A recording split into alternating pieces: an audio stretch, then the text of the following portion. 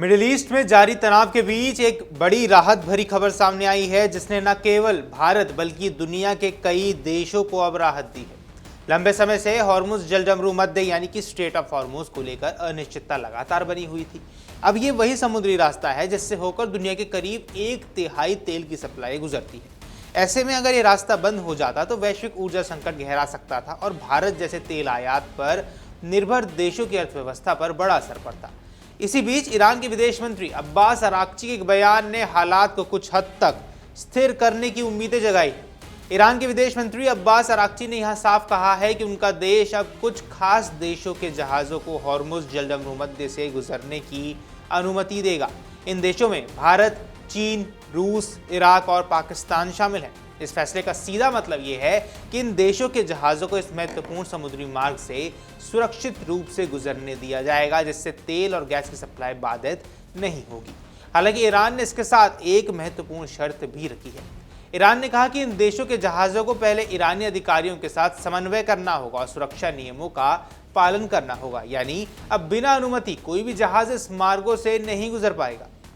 इस कदम से ईरान की ओर से सुरक्षा सुनिश्चित करने और अपने हितों की रक्षा करने के लिए उठाया गया कदम भी माना जा रहा है। ये फैसला भी ऐसे समय पर आया है जब पूरी दुनिया में इस बात को लेकर चिंता बढ़ रही थी कि अगर हॉर्मुज बंद हो गया तो इसका असर वैश्विक तेल बाजार पर पड़ सकता है।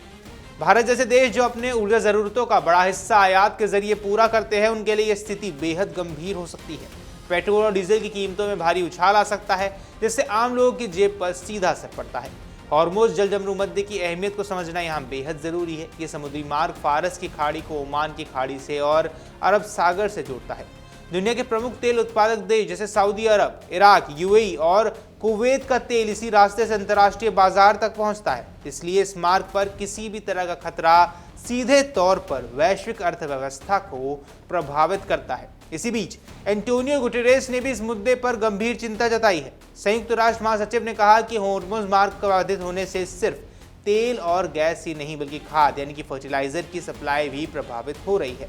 इसका असर खासकर उन देशों पर ज्यादा पड़ रहा है जहां खेती का समय चल रहा है और खाद की जरूरत सबसे ज्यादा होती है। गुटेरेस ने चेतावनी दी कि अगर स्थिति लंबे समय तक बनी रहती है तो इसका असर पूरी दुनिया की खाद्य सुरक्षा पर भी पड़ सकता है। साथ ही उन्होंने कहा कि वे पहले से ही वैश्विक स्तर पर महंगाई और आपूर्ति श्रृंखला यानी कि सप्लाई चेन की समस्याएं बनी हुई हैं। ऐसे में अगर ऊर्जा और खाद की सप्लाई बाधित होती है तो हालात और ज्यादा बिगड़ सकते हैं। संयुक्त राष्ट्र प्रमुख ने अमेरिका और इजराइल से अपील की है कि वे इस संघर्ष को जल्द खत्म करें। उन्होंने कहा कि युद्ध का सबसे ज्यादा नुकसान आम नागरिकों को उठाना पड़ता है और इसका असर वैश्विक अर्थव्यवस्था पर भी पड़ता है। गुटेरेस ने ईरान से भी आग्रह किया कि वह अपने पड़ोसी देशों के खिलाफ सैन्य कार्रवाई से बचे और तनाव को कम करने की दिशा में कदम उठाए। ईरान का यह फैसला भारत के लिए खासतौर पर राहत भरा है। भारत अपनी कुल तेल आयातों का यानी कुल तेल जरूरतों का बड़ा हिस्सा आयात करता है और उसमें से काफी मात्रा हॉर्मुज जलजमरू मध्य के जरिए ही आती है। अब अगर ये मार्ग बंद हो जाता तो भारत को वैकल्पिक रास्ते तलाशने पड़ते जो न केवल महंगे होते बल्कि समय भी ज्यादा लेते। इसके अलावा तेल की कीमतों में तेजी की बढ़ोतरी होती, जिसका असर देश में महंगाई पर पड़ता। पेट्रोल और डीजल की कीमतें बढ़ने से परिवहन लागत बढ़ती, जिसका असर रोजमर्रा की चीजों की कीमतों पर भी देखने को साफ मिल जाता। अब ईरान ने इससे पहले भी संकेत दिए थे कि जो देश उसके खिलाफ नहीं है उनके जहाजों को इस मार्ग से गुजरने दिया जाएगा, लेकिन अब इस नीति को और स्पष्ट और सख्त कर दिया गया है। हर जहाज को पहले अनुमति लेनी होगी और सुरक्षा मानकों का पालन करना होगा।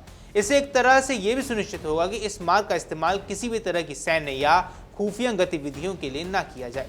अब यहाँ विशेषज्ञों का मानना है कि ये कदम ईरान की रणनीतिक चाल का हिस्सा भी हो सकता है। एक तरफ वह अपने हितों की रक्षा कर रहा है, वहीं दूसरी तरफ उन देशों के साथ संबंधों को मजबूत करने की कोशिश कर रहा है जो उसके खिलाफ नहीं है। कुल मिलाकर देखा जाए तो ईरान का यह फैसला मौजूदा तनावपूर्ण माहौल में एक सकारात्मक संकेत जरूर है।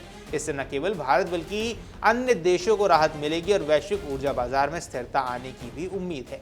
हालांकि स्थिति अभी भी पूरी तरह सामान्य नहीं हुई है और भविष्य में हालात किस दिशा में जाएंगे ये काफी हद तक इस क्षेत्र में चल रहे राजनीतिक और सैन्य घटनाक्रम पर निर्भर करेगा। फिलहाल के लिए इतना जरूर कहा जा सकता है कि हॉर्मुज जलजमरू मध्य खुला रहने से दुनिया को एक बड़ी राहत जरूर मिली है और भारत जैसे देशों की ऊर्जा सुरक्षा को लेकर चिंताएं कुछ हद तक अब कम हो गई हैं। अगर आप ये वीडियो YouTube पर देख रहे हैं तो हमारे चैनल को सब्सक्राइब कर बेल आइकन दबाएं और Facebook पर देख रहे हैं तो हमारे पेज को लाइक करें।